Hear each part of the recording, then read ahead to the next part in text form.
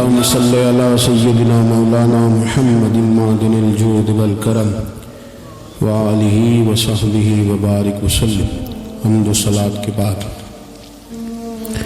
اللہ تعالیٰ اپنے بندوں سے بڑی ہی محبت فرماتا ہے۔ بغیر طلب کے، بغیر دعا کے رزق، مال، اولاد، صحت، عافیت، دوست، احباب، ماں باپ، یہ سب نعمتیں اللہ بغیر طلب کے بندوں کو عطا فرماتا ہے۔ اللہ تبارک و تعالی اپنے بندوں کے حق میں رحمت والے فیصلے کرتا ہے، درگزر والا معاملہ فرماتا ہے۔ جگہ جگہ قرآن مجید میں اللہ تعالیٰ نے اپنے بندوں پر رحمت کرنے کا ذکر فرمایا ہے۔ ان اللہ یغفر الذنوب جمیعا، فرمایا بے شک رب تمہارے سارے ہی گناہ معاف فرما دے گا، تم نا امید نہ ہونا، وہ معاف کر دے گا تمہیں۔ قرآن مجید میں فرمایا ان اللہ بالناس لرؤوف الرحیم، بے شک اللہ اپنے بندوں پر بڑا ہی مہربان اور نہایت ہی رحم کرنے والا، رؤوف اور رحیم ہے، بڑا مہربان ہے، کرم فرماتا ہے۔ اللہ تعالیٰ اپنے بندوں سے بڑا جلد راضی ہو جاتا ہے، وہ اپنے بندوں کو بہت زیادہ مشقت میں نہیں ڈالتا، وہ اپنے بندوں سے اپنی نعمتوں کا بدلہ نہیں چاہتا، بہت سخت مشقت والی عبادتیں نعمتوں کے بدلے نہیں چاہتا، وہ بڑی جلدی رحم فرماتا ہے۔ ماں پیار کرتی ہے اپنے بچے سے، لیکن وہ ناراض بھی ہو جاتی ہے بعض چیزوں میں، بعض معاملات اس کا دل بھی دکھاتے ہیں، بعض جگہ وہ رو کے یہ بھی کہتی ہے کہ تو نے میری محبت کا کوئی نتیجہ نہیں مجھے دیا، میری ساری کمائی تو نے ضائع کر دی۔ والد بہت ساری جگہوں پہ ناراض ہوتا ہے، شکوہ کرتا ہے، کہتا ہے میری بیماریوں کی، پریشانیوں کی، بڑھاپے کی، کمزوریوں کا سبب بیٹے تم بن گئے، یہ ساری تکلیفیں تو ٹھیک ہو جائیں تو میری شاید عمر بھی بڑھ جائے، صحت بھی ٹھیک ہو جائے، میں زیادہ دیر جوان رہ سکتا۔ ناراض ہوتے ہیں ماں باپ، اسی طرح ماں باپ راضی بھی ہو جاتے ہیں، وہ بڑی جلدی راضی ہو جاتے ہیں۔ میں اکثر کہتا ہوں کہ والد کو راضی کرنے میں 5-7 منٹ لگ جاتے ہیں، اماں تو 1.5-2 منٹ میں راضی ہو جاتی ہے۔ ابا جی کو 5-7 منٹ لگتے ہیں، کئی دفعہ کہنا پڑتا ہے، کوئی دلائل دینے پڑتے ہیں، لیکن والدہ کے لیے تو کچھ بھی نہیں، آپ نیرا جا کے پیروں میں بیٹھ ہی جائیں، کچھ بھی نہ کریں، آپ پورا روئیں نہ، رونے والا منہ ہی بن جائے تو اماں تو نرم ہی نرم ہے، جس وقت جو مرضی آپ کرا لیں ہو گیا۔ اللہ تبارک و تعالی بلا مثال و بلا تشبیہ سمجھانے کے لیے عرض کرتا ہوں، اللہ بھی بعض معاملات میں اپنے بندوں سے ناراض ہو جاتا ہے، وہ کہتا ہے میں تکبر کرنے والوں کو پسند نہیں کرتا، وہ کہتا ہے فسادی پسند نہیں ہے، وہ فرماتا ہے کہ راہوں میں کجی کرنے والے پسند نہیں ہیں، وہ فرماتا ہے کہ بدعہدیاں کرو گے تو میں صبح قیامت تم سے سوالات کروں گا۔ اللہ تبارک و تعالیٰ بہت ساری چیزوں کو ناپسند کرتا ہے، ناراض ہو جاتا ہے، بلکہ نبی پاک صلی اللہ تعالیٰ علیہ وسلم نے فرمایا تم بات کرتے کرتے کوئی ایسا جملہ بول دیتے ہو کہ رب اتنا ناراض ہوتا ہے تمہیں پتہ بھی نہیں ہوتا، تمہارے لیے جہنم کا فیصلہ کر دیتا ہے۔ اس لیے پہلے تولو پھر بولو، خود اپنے لفظوں کی تو تم پہرے داری کرو نا کہ میں کیا کہہ رہا ہوں۔ کوئی ایسا جملہ، کوئی ایسی بات وارث شاہ مان کری نہ وارثاں، کوئی ایسی بات نہ تمہاری زبان سے نکلے۔ اور حضور یہ بھی فرماتے ہیں کہ اس کا دوسرا پہلو بھی ہے، بعض اوقات تم بات کرتے ایسا جملہ کہتے ہو وہ اتنا راضی ہوتا ہے کہ تمہارے لیے جنت کا فیصلہ فرما دیتا ہے۔ مسلمان کو اب یہ حکم ہے، اس ساری گفتگو کا نتیجہ یہ ہے کہ وہ اپنے جذبات پر، خیالات پر، نگاہوں پر، زبان پر، کانوں پر تھوڑی توجہ دے، بے لگام نہ بنے، بے ترتیب نہ بنے، جو طبیعت میں آئے کر نہ گزرے، تھوڑا سا نہ سوچے سمجھے اور تھوڑا سنبھل کے چلے، کبھی ان کاموں کی طرف نہ جائے جن سے رب ناراض ہو جاتا ہے، ان کاموں کی طرف بڑھے جن سے اللہ راضی ہوتا ہے۔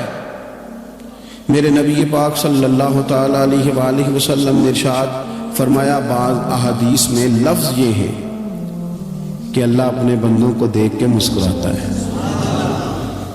جو اس کی شان کے لائق ہے۔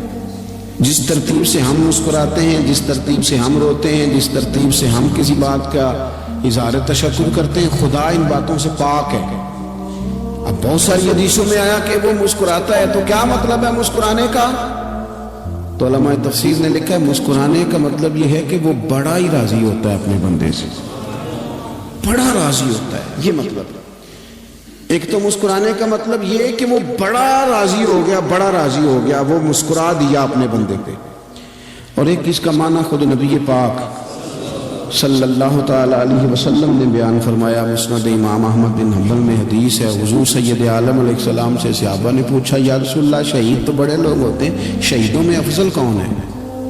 تو اللہ کے حبیب علیہ السلام فرمانے لگے وہ والا بندہ جو ڈٹ گیا تھا کافروں کے مقابلے میں، وہ ہلا نہیں، پوری طرح ڈٹ کے جو لڑا وہ شہداء میں افضل ہے۔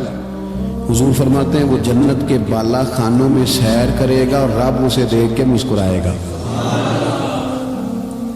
رب اسے دیکھ کے مسکرائے گا، اللہ تعالیٰ مسکراتا ہے اسے دیکھ کے۔ اور اگلے جملے میں حضور نے وضاحت کر دی، فرمایا جب رب دنیا میں کسی پر مسکراتا ہے نا تو اس کا معنی یہ ہے کہ قیامت میں پھر اللہ اسے حساب کوئی نہیں لے گا۔ جس پر اللہ دنیا میں مسکرا دیا اس سے کوئی حساب ہو تو وہ کام ڈھونڈنے چاہیے نا جس سے اللہ مسکرائے۔ ویسے کبھی ہم ایسا کرتے ہیں کہ نہیں کہ کسی کو راضی کیا جائے؟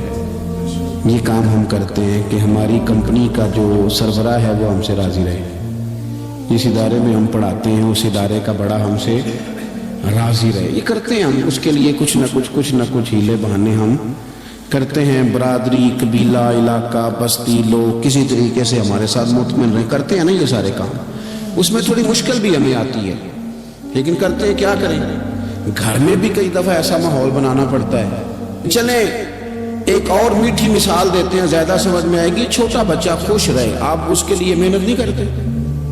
وہ چھوٹا ہے، اس کو خوش کرنا فرض ہے ابا پہ، لیکن وہ کہتا ہے کہ میں نے موٹر سائیکل لینا ہے، چھوٹا ہے چلا ہی نہیں پائے گا، تو ابا پھر اسے راضی کرتا ہے، کہتا ہے بیٹے چھوٹا سائیکل لے لے، چل میں تجھے اڑانے والا جہاز لے دیتا ہوں۔ مقصود کیا ہے کہ اس کو ناراض نہیں کرنا، یہ روئے نہ، اس کا دل نہ ٹوٹے۔ ہو یارو سنو نا میں کیا کہہ رہا ہوں، اگر چھوٹے بچے کے لیے وہ چیزیں ڈھونڈتے ہو، میرے ابا جی نا اپنے نواسے کے لیے کھلونا لے کے آئے تو بچہ بڑا ہی کھیلا تو ابا جی کہنے لگے لو پیسے پورے ہو گئے میرے بچے کو، پسند بڑا ہے نا، پیسے پورے کر چھڑے لینے، دیکھو نا جی کتنا اس کو راضی ہوا ہے۔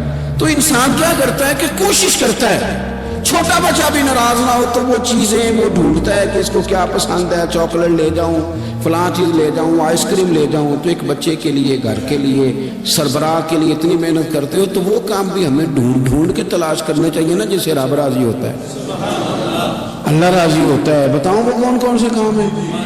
نبی کریم صلی اللہ تعالی علیہ وسلم نے ارشاد فرمایا 3 لوگ ہیں جنہیں دیکھ کے رب مسکراتا ہے۔ یا رسول اللہ صلی اللہ علیہ وسلم وہ کون کون سے؟ تو محبوب فرمانے لگے ایک وہ بندہ ساری مخلوق سوئی ہے، آدھی رات ہے، رات کا پچھلا پہر ہے، اس نے اٹھ کے وضو کر لیا، مصلی پہ کھڑا ہو گیا خدا کی یاد میں، فرمایا اسے دیکھ کے رب مسکراتا ہے جو اس کی شان کے لائق ہے، مسکراتا ہے اللہ۔ یہ تو سونے کا ٹائم تھا، یہ تو گہری نیند آنے کا وقت تھا، رات کا پچھلا پہر، رات پوے تے بے درداں نو نیند پیاری آوے تے درد منداں نو یاد سجن دی ستیاں بھی آن جگاوے، اور ساون کی کالی راتوں میں جب بوندا باندی ہوتی ہے وہ راتوں کو اٹھ اٹھ روتے ہیں جب خلقت ساری سوتی ہے، اللہ مسکراتا ہے۔ اور سننا میرے بھائی، میرے نبی پاک صلی اللہ تعالی علیہ وسلم فرماتے ہیں جب مسلمان نماز کے لیے صفیں بناتے ہیں نا، ترتیب لگ رہی ہوتی ہے، اب اللہ کی بارگاہ میں کھڑے ہوں گے، قیام کریں گے، رکوع کریں گے، سجود کریں گے، فرمایا جب مومن صفیں بناتے ہیں تو رب دیکھ کے مسکراتا ہے، مسکراتا ہے۔ کمال ہو گئے عروج بندگی کا، جب بندے کو دیکھ کے رب مسکرائے، خدا بندے سے خود پوچھے بتا تیری رضا کیا ہے، مسکراتا ہے۔ اور میرے نبی پاک علیہ السلام فرماتے ہیں جب مجاہد جہاد کے لیے صفیں سیدھی کرتے ہیں، آج تو یہ رب کے نام پہ مرنے ہی آ گئے، یہ صفوں میں کھڑے ہوں گے، ترتیب سے لڑیں گے، ترتیب سے گلا کاٹیں گے کافروں کا، یا شہادت لیں گے فرمایا جب جہاد کے لوگ صفے بناتے ہیں تو رب انہیں دیکھ کے مسکراتا ہے. کتنے نصیبوں والا وہ بندہ ہے جسے دیکھ کے مسکرا دیا. اور یار کبھی تیرا بیٹا تیرے سامنے مسکرائے نا چھوٹا تو تیرا دل باغ باغ ہو جاتا ہے. تیری ماں بیمار کسی ایک دن صحیح طرح ہنس پڑے تو طبیعت خوش ہو جاتی. مجھے بتاؤ نا جس کا رب بھی اسے دیکھ کے ہنس پڑے جو اس کی شان کے لائق ہے. کیا اس بندے کے نصیبے ہیں, کیا اس کے مقدر ہیں. آپ اس مقام پر اپنے آپ کو لائیں. اب دیکھیں نا یہ حدیث آپ نے سن لی. اب ہم نے نا اس طرح صفحے نہیں بنانے جو اس طرح ساری دنیا. اب ذرا صفحے بھی شوق سے بنائیں گے. آپ ذرا تھوڑا سا شوق پیدا کریں گے. بھئی یہ تو میں وہ کام کرنے لگا ہوں جسے دیکھ کے رب مسکراتا ہے. نبی پاک صلی اللہ علیہ وسلم نے فرمایا جب کو بندہ توبہ کرتا ہے نا, ہم توبہ کا رٹا لگاتے ہیں, یا اللہ میری توبہ یا اللہ. اور توبہ کا تو مطلب یہ ہے کہ پچھلے گناہوں سے پکی توبہ, آج کے بعد یہ غلطی نہ کرنے کا پکا وعدہ. تو نے ساری شب برات رو کے گزاری ہے, بتا سویرے جھوٹ جوڑنے کا ارادہ ہے تیرا؟ آج کے بعد رشوت تو نہیں نہ لے گا, ملاوٹ تو نہیں نہ کرے گا, یہ توبہ ہے. اور اگر سارے کام اسی طرح کر دیں تو پھر جو توبہ کا رٹا ہے جتنا مرضی لگاؤ. حضرت علی بن ربیعہ رضی اللہ تعالیٰ عنہ فرماتے ہیں میں مولا علی کے ساتھ تھا, مقام حرہ کی طرف جا رہے تھے. حضرت علی نے ہاتھ اٹھا کے دعا مانگی ہماری تعلیم کے لیے, ورنہ حضرت علی ہم صحابہ کو محفوظ عن الخطا تو مانتے ہیں. ہاتھ اٹھا کے کہا اے اللہ ہمارے گناہ بخش دے, تیرے علاوہ کوئی معاف کرنے والا نہیں. اور پھر حضرت علی آسمان کی طرف دیکھا اور دیکھ کے نا حضرت علی بن ربیعہ کو تو مسکرائے.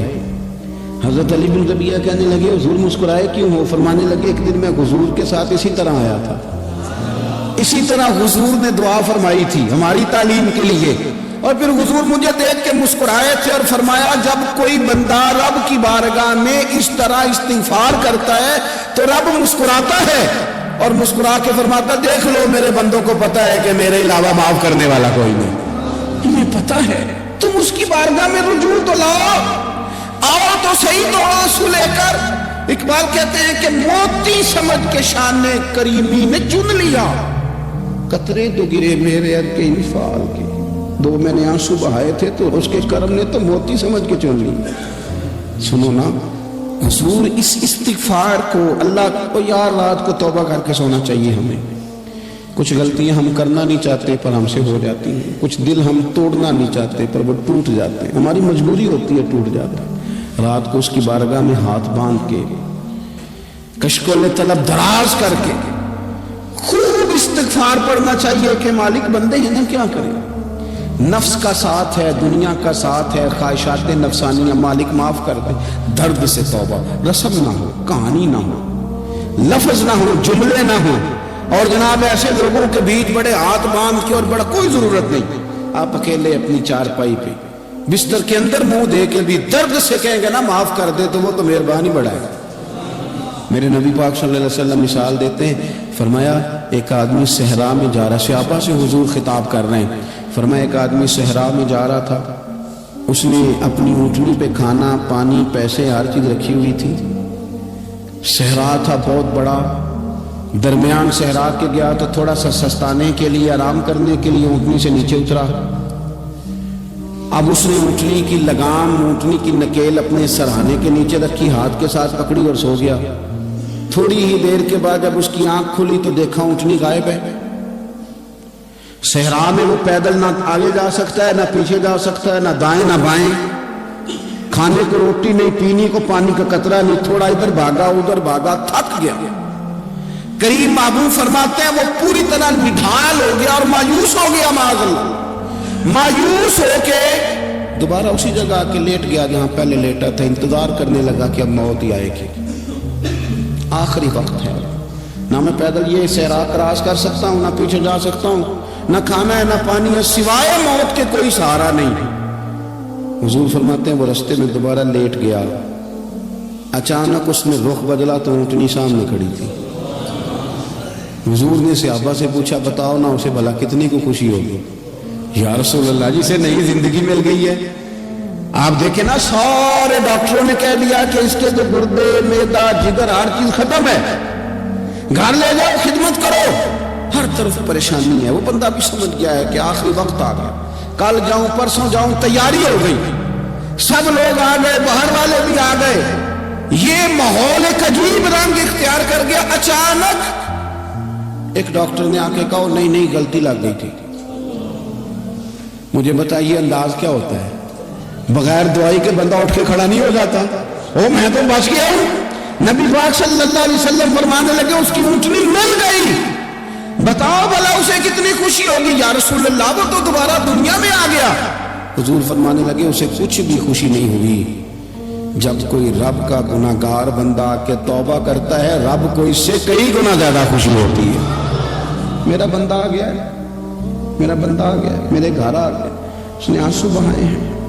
اس نے کہا اللہ میں تیرا ہی رزق کھاتا ہوں, تیری ہی زمین پہ رہتا ہوں, تیرے نام سے میری سانسیں چلتی ہیں. وہ آ گیا. فرمایا اس اونٹنی والے سے زیادہ رب کو خوشی ہوتی ہے جب گناہگار آ کے توبہ کرتا ہے. گناہگاروں کے آنسو اس کی بارگاہ میں بڑے مقبول ہیں, لیکن ہم رسم ادا کرتے ہیں, توبہ نہیں کرتے. ہم اپنے آپ کے ساتھ دھوکہ کرتے ہیں, جھوٹ بولتے ہیں. ہم بندہ کوئی ناراض ہو جائے تو ہمیں کو نہیں نیند آتی, اس کے گھر چلے جاتے ہیں. ہم اپنے سارے رشتوں کو, تعلقات کو مینٹین کر کے رکھنے کے عادی ہیں. ہمیں پتہ ہے کہ وہاں میں نہیں جا سکا تو بیٹا بھیجتا ہوں, فلاں شادی پہ میں نہیں جا سکا تو بھتیجا بھیجتا ہوں, بھائی بھیجتا ہوں. ہر تعلق کا ہم نے خیال رکھا کوئی روٹھ نہ جائے. لیکن کمال ہے نا, یہ نہیں سوچا کہ اگر رب روٹھ گیا تو جب وہ روٹھ جائے نا تو سارے رشتے بھی بندے کے پاس موجود ہوں تو کوئی کرامت نہیں ہوتا. پھر کروڑوں روپیہ جیب میں ہوں تو ڈاکٹروں کی دوائیاں اثر نہیں کرتی. وہ روٹھ جائے تو پھر انسان اس طرح سے پھسلتا ہے کہ بڑے بڑے اس کے پاس دروازے ہوتے ہیں پر کسی جگہ اس کا ہاتھ نہیں لگتا. خدا خیال کرے, دنیا روٹتی ہے تو روٹھ جائے, رب رسول ناراض نہ ہونے پائے, اس کا خیال کریں. حضور فرماتے ہیں وہ مسکراتا ہے, اسے خوشی ہوتی ہے جب کوئی اس کا بندہ اس کی طرف رجوع کرتا ہے. میرے عزیزو, رسول پاک صلی اللہ تعالی علیہ وسلم نے ان لوگوں کے تذکرے کیے جنہیں دیکھ کے رب مسکراتا ہے. ہم نا گناہگاروں پر بھی فتویٰ دینے میں جلدی کرتے ہیں اور نیکی پر بشارت دینے میں بھی جلدی کرتے ہیں, حالانکہ یہ ہماری ذمہ داری نہیں.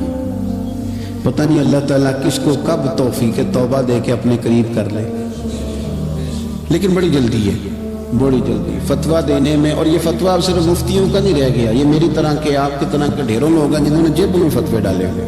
بھئی آپ نے کیوں ذمہ داری لے لی ہے جنت میں داخل کرنے کی اور نکالنے کی؟ یہ تو میرے رب کریم کا کرم ہے, وہ جس کو چاہے جب چاہے جتنا چاہے عطا کرے. لیکن کچھ لوگ نا بڑے پکے ہو گئے ہیں کہ شاید جو میں سوچ رہا ہوں وہی درست ہے. کبھی کبھی کچھ چیزیں عجیب بھی ہوتی ہیں, لہذا خدا کی رحمت پر بھروسہ کر کے بات کرنی چاہیے. اپنی مرضی کے فتوے نہیں داغنے چاہیے. وہ دیکھو جی فلانا بندہ یوں کر رہا ہے, آپ کو پتہ ہی نہیں پوری بات کا, آپ کو علم ہی نہیں پوری بات کا. حضرت بہاءاللہ نقشبند بخاری رحمت اللہ علیہ فرماتے ہیں میں حج کرنے گیا تو وہاں میں نے ایک آدمی کو کروڑوں کا کاروبار کرتے دیکھا تو میرے دل میں خیال ہے یہاں بھی اللہ کرنی چاہیے کہ دنیا داری کر رہا ہے. لیکن فرماتے ہیں حج سے فارغ ہوئے تو میں نے دیکھا وہی بندہ سارا کچھ رب کی بارگاہ میں خیرات کر رہا ہے اور سینکڑوں غریب حاجی ہیں جن کو پورے خرچے دے رہا ہے. تو میں نے وہی اپنی سوچ سے توبہ کی کہ میں کہاں تھا.